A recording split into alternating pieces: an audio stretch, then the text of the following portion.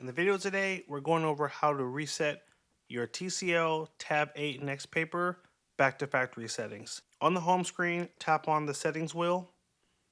Now, if you don't have the settings on your home screen, no problem. Just simply swipe up and go to settings right here.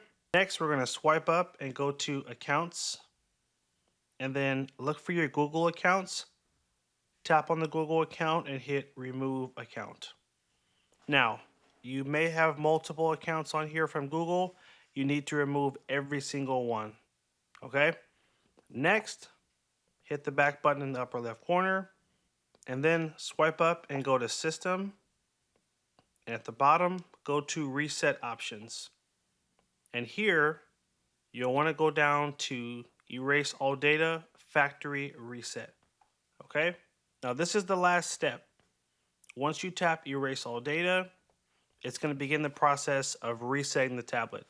Now, before you do this, you want to make sure you've backed up all your photos or you've transferred them to a new device, because once you trigger this Erase All Factory Reset, there's no way to come back from it.